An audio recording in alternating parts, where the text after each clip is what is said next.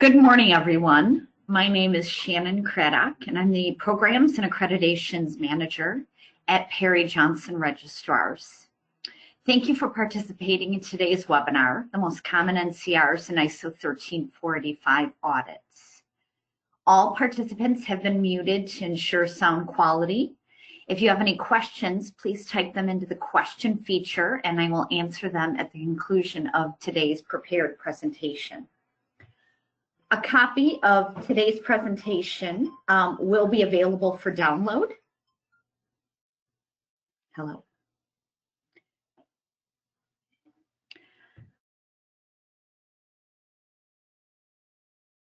A copy of today's presentation will be available for download in about 24 to 48 hours at the conclusion of the presentation.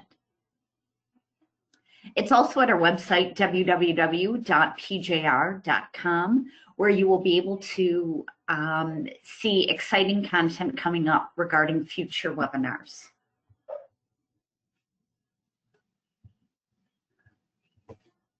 So today we're going to be talking about the scope and importance of ISO 13485. And during the COVID-19 pandemic, this is especially important. We're going to talk about the most common reasons an organization is deemed not ready to proceed after stage 1 and how to avoid some of those pitfalls. We'll also be talking about the most common nonconformities written during stage 2 surveillance and recertification audits. And then we'll have a question and answer period where we can answer questions about 13485 audits during the COVID-19 pandemic.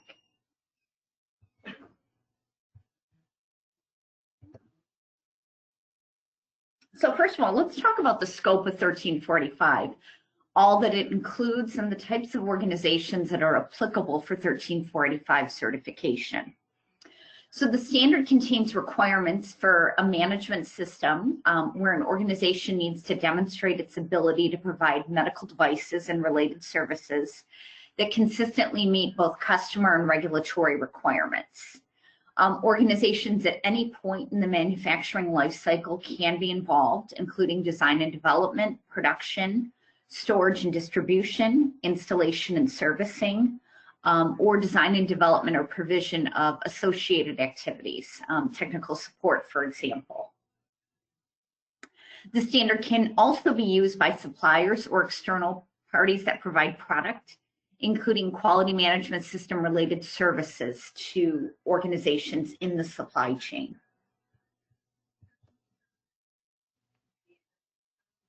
So 13485 is really important because of what's going on in today's world. During this critical time, many organizations are looking to diversify their manufacturing. Being in southeastern Michigan, many Ford assembly plants are now manufacturing face masks and other PPE. There's more demand for medical device manufacturing right now than for manufacturing in many other sectors. You're going to see that there are many similarities between ISO 9001 and the derivative standards like IETF and AS 9100 and ISO 13485. So looking at organizations just looking to get started, what are some of the pitfalls that they may experience during the stage 1 audit? First relates to poor planning. So the time between the stage 1 and the stage 2, the time an organization plans and schedules its audits, is not adequate for the concerns identified. And this is best mitigated by allowing a minimum of 6 weeks, but not more than 90 days between a stage 1 and a stage 2 audit. During the pandemic, if you had a stage 1, for example, in late February, early March, and you had your stage 2 planned for mid-May, we are allowing an extension above and beyond the 90 days. But typically we'd like to keep momentum up and keep an organization on track by not allowing more than 90 days between the stage 1 and stage 2 audit. But certainly you need some time to address any concerns arising from the stage 1 audit. And 6 weeks is usually a good minimum period of time. Stage 1, if it is conducted on site, and we're doing some stage 1 audits for 1345 during this pandemic that are off-site. But sometimes we'll identify issues on the facility tour. And we may see, for example, poor identification and traceability of components and products. And this is not something we typically look at during a stage 1, but if the issue is so pervasive that it will lead to serious findings on a stage 2 audit, then it may indicate a general lack of preparedness for the stage 2 audit. Or the tour of the facility reveals many companies in a shared space with no delineation. And scoping is really important. Multiple companies can certainly share a space, but the boundaries of the medical device management system versus other types of management systems must be clear. Rest assured, the certificate issued by PGR will be clear and will clearly delineate any boundaries or exclusions from your scope of certification. Really common is that not all the management system pillars are in place. So unlike 9001, which has really lessened its reliance on procedures, you'll see an organization does not have all the documented procedures in place. So we've got a list of several of these on the next few slides. I'm not going to read through them, but you can see even here on the first page, there's about 10. Another 10 on the next page. So very specific callouts for documented procedures where in ISO 9001 based standards, those no longer exist. Organizations are expected to have processes in place. Sometimes there are callouts for documented processes, but in the newer version, the 2015 based versions of the 9001 standards, this isn't a requirement. 1345 still has a lot of reliance on documented procedures, likely due to the nature of the industry and some regulatory requirements. So organizations upgrading from 9001, while there are very similar requirements, there are a lot of explicit callouts for documented procedures. Some of them are similar. You'll see here on this third page an internal audit procedure, control of non-conforming product procedure, corrective action procedure. Those still exist in 9001, but very, very heavy reliance on procedures in 1345. And that may be a reason an organization is deemed not ready to proceed. So you'll note that there are many more procedures than are required for 9001. Additionally, an organization may not have implemented all required processes. Another common reason an organization may be deemed not ready to proceed is the organization has no or poor quality objectives or no or limited data analysis for objectives. So again, you have to establish objectives that are measurable and then have started measuring your performance against those objectives. If you've only established objectives a month ago, there's not going to be a lot of data for us to start seeing trends and making sure that you're reacting appropriately when a trend is not moving in the right direction and implementing corrections or actions to address trends that are performing in the wrong direction. And that's just simple immaturity. More time needs to elapse before you go for that stage 1 audit. Also, lack of commitment. Top management does not exhibit good commitment, and there are a number of tasks yet to be done. Although this is a sensitive and difficult call to make, our auditors won't hesitate to make it if we don't sense management commitment. Okay, let's move to the most common nonconformities written during the stage 2 surveillance and recertification audits.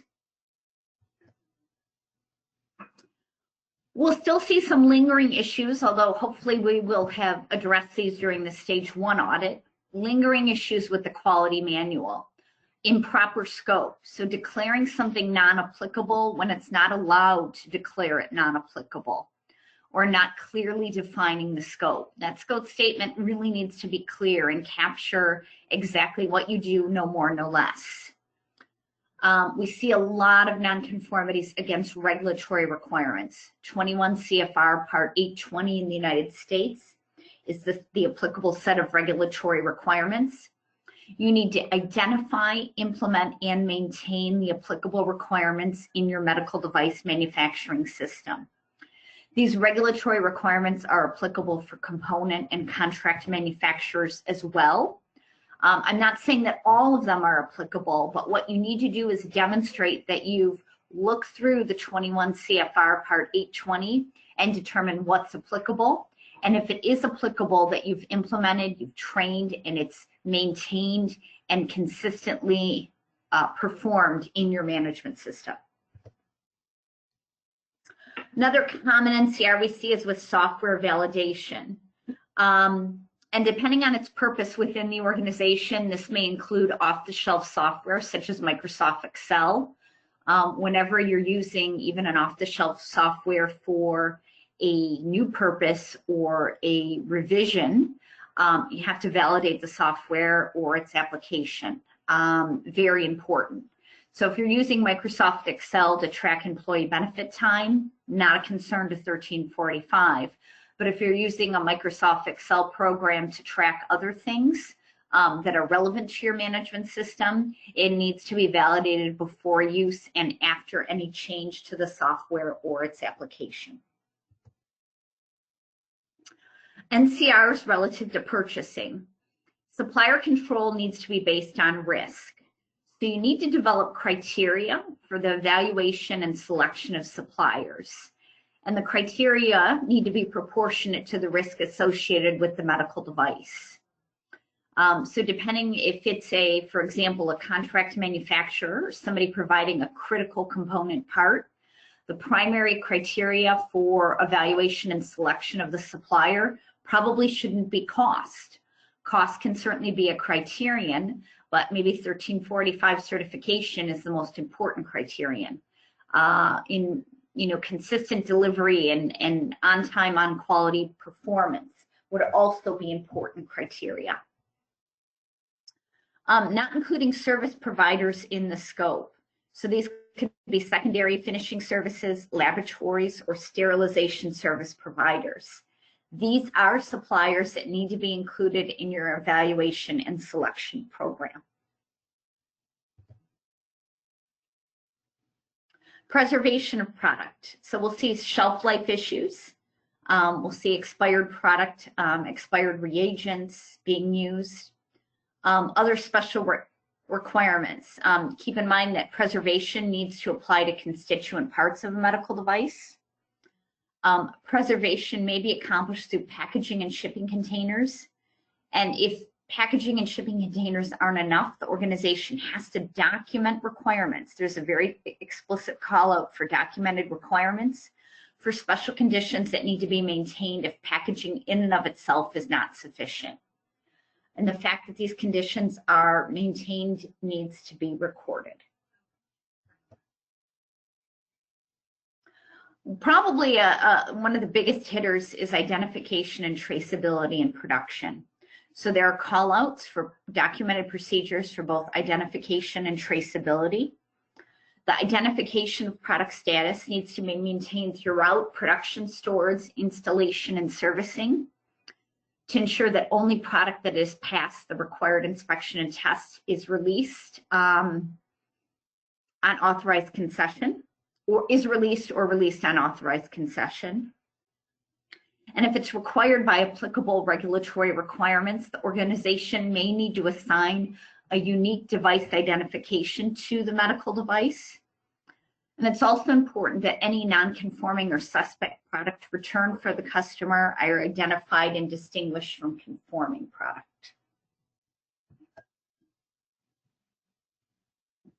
Another common non-conformity relates to contractual requirements. So product requirements need to be defined and documented. When product requirements are changed, relevant documents need to be amended and relevant personnel need to be aware of the change requirements. So if there's a revision in the print, if there's an engineering change, what is the process for annotating the relevant documents, making sure personnel are trained or the change is communicated throughout the organization.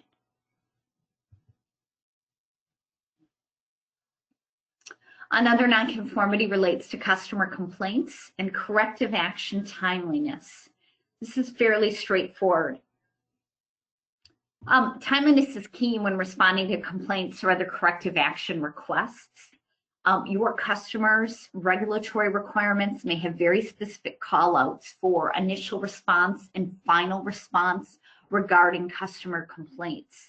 And in the medical device industry, it's very important that these timelines are achieved, deadlines are met. We do see issues relative to document control, and these are fairly similar to what we're seeing in ISO 9001 audits. Documents not being approved, documents out on the floor that are for reference only, but are often being used by personnel performing certain types of work, the wrong revision level of a document being out on the floor. People saving documents to their desktop and using those as opposed to pulling from the official source. Okay, let's talk about a topic that's especially important during this time, conducting 1345 audits during the pandemic. So hopefully, if we're not there yet, we're getting to the other side of the bell-shaped curve. And as people are thinking about returning to work, and some of the governors in some states are starting to relax requirements regarding working from home and returning to work, it's not going to happen all at once. So we do have the option of conducting a stage 1 audit virtually, with the exception of some high-risk medical devices. Additionally, portions of stage 2 surveillance and recertification audits can be conducted virtually as well. In fact, during these critical months of April and May, if you're an established client with PJR, we have been doing some surveillance and recertification audits entirely virtually. However, there is tremendous benefit gained from face-to-face interaction with clients, and entirely virtual or remote audits post-pandemic are really unlikely. But partially virtual audits can save clients money and improve the auditor quality of life. So if you think about, you normally have a 4-day recertification audit, a good chunk of that the auditor spends in the conference room, maybe looking at a design record or a device history file or complaints, or management review, internal audit, your risk analysis. That can easily be done through a GoToMeeting or a WebEx or similar platform. Auditors get to work from their own home. Your folks still get to interact with the auditor, but when our auditor takes a break, you can dive into some of your work and catch up on email. So it's less intrusive on you. Certainly, most benefit is gained from auditing manufacturing boots to the ground and having face-to-face interaction. But it's very likely that even post-pandemic, whatever that looks like, we'll be doing some portion of every audit virtually. That's all I have for today's prepared presentation, but I will now gladly open the floor up to any questions or comments that you have on the content of today's webinar, anything about 1345 in particular, or about the conduct of audits during the pandemic.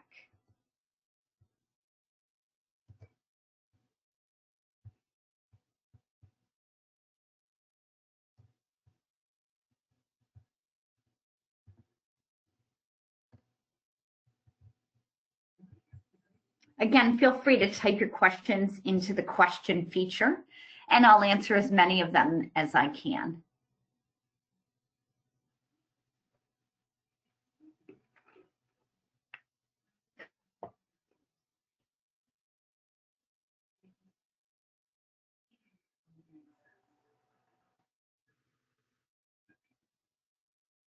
I've got a question from Santush.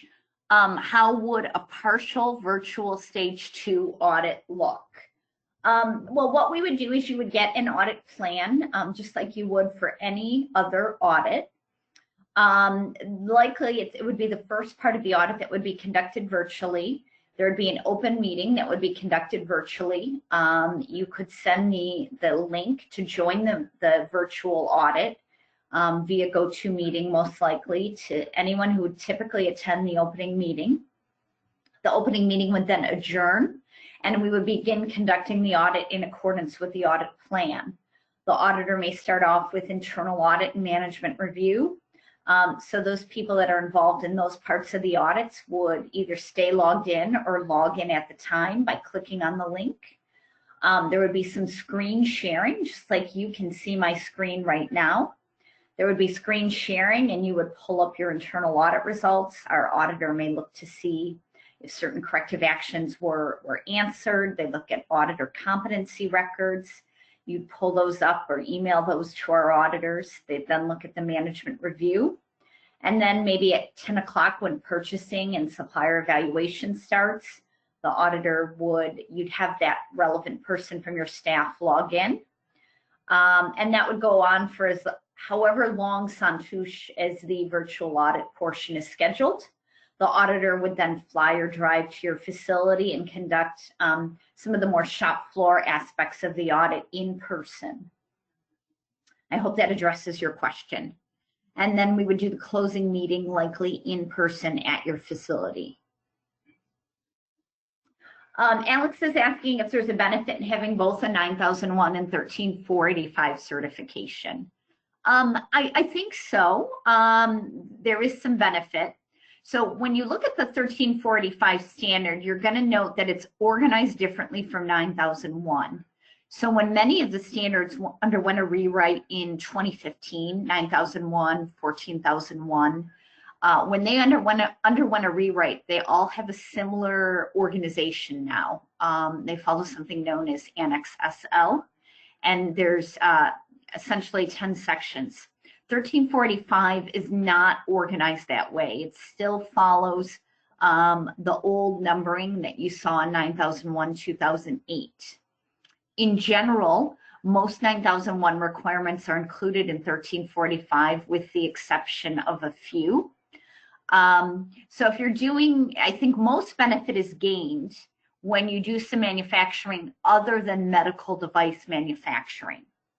So if you're manufacturing for other industries, it probably makes a lot of sense to maintain 9001 for those industries and limit the 13485 to just your medical industry manufacturing. But if you're doing just medical device manufacturing, 13485 in and of itself is probably most strategic.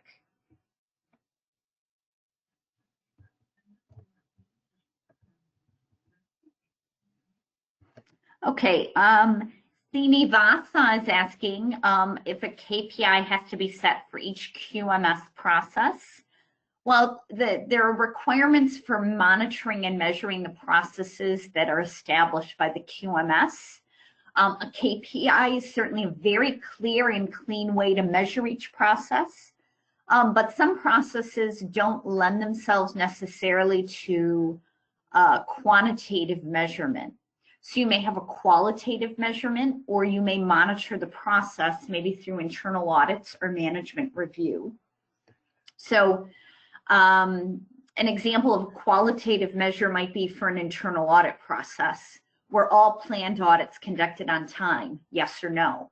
That would be a way of monitoring a process through a qualitative KPI. Jody's asking, what do management reviews typically look like? Are they a PowerPoint, Word, or just minutes from the meeting? There's no set way a management review needs to look. You need to make sure you're covering all the inputs. So make sure you've got something that ensures success in that arena, Jody. So look up the management review requirement and make sure you're hitting all the inputs and outputs. Some people use a standardized agenda template to ensure success and ensure that this consistently happens. Be careful if your management review records are just the topics that were discussed, so a PowerPoint presentation, and you're not capturing minutes or actions or decisions as well. So if you show the auditor just a PowerPoint, we don't know any actions that arose from the meeting or decisions that were made, your records may fall short.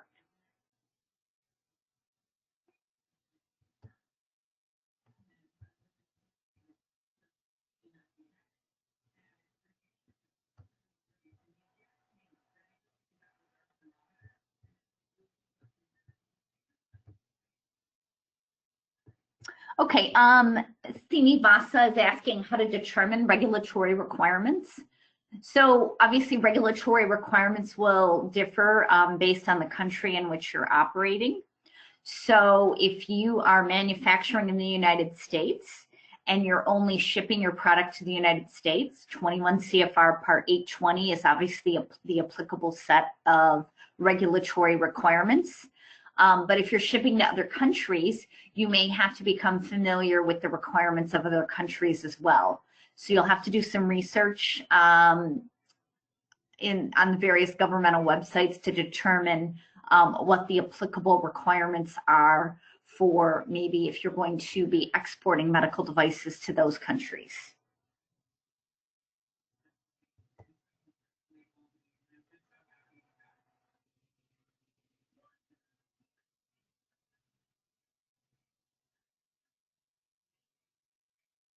Looking to see if there's any additional questions coming in. I'm more than happy to answer those, and I'll wait a few moments. As we wait, again, a reminder that a copy of this presentation, the slides as well as a recording, will be available for download in about 24 to 48 hours from the conclusion of today's presentation. That's available for download at www.pjr.com. Additionally, once you're there, you can look at content for other webinars that are coming up on our schedule. And as a lot of people are working from home, we've added a lot of exciting content on various standards for you to access. A couple of related questions coming in from Jody. Definition of timeliness for corrective actions, and can timeliness vary depending on the issue and the corrective action? Obviously, Jody, the nature of the nonconformity is going to determine the timeline for corrective action. So I always caution people, don't have as a KPI for the process that we're going to close all issues in X number of days, weeks, or months. It may take much longer than that. What we're really looking for is timely containment of the issue, putting a Band-Aid on it, and timely root cause analysis, and then working towards a corrective action in a timeline that's commensurate with the amount of time that's lapsed since the issue was discovered. Obviously, there may be some regulatory requirements you need to be aware of, depending if, for example, God forbid, a product recall is involved. There may be enhanced timelines that you need to meet in those situations.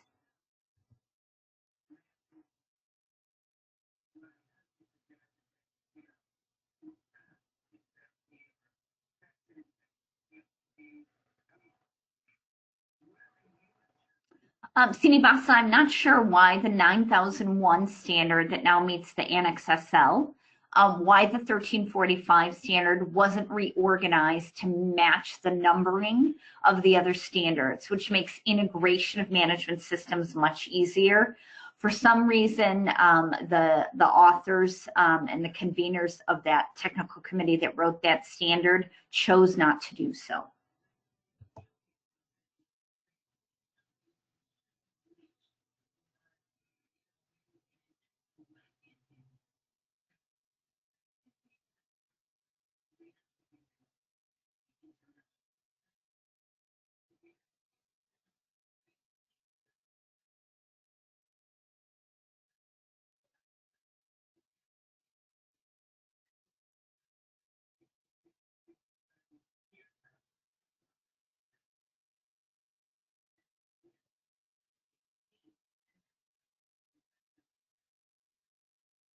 Now wait just another minute to see if any additional questions come in. If not, we'll adjourn today's webinar.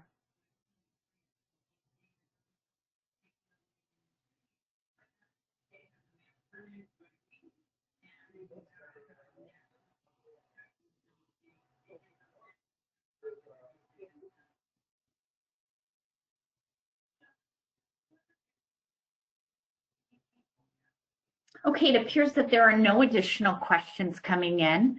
I thank you for participating in today's webinar. Please access our website for the recording and slides. And while you're there, please browse our website for new and exciting webinar opportunities. Thanks very much for attending, and stay sane and stay safe. Goodbye.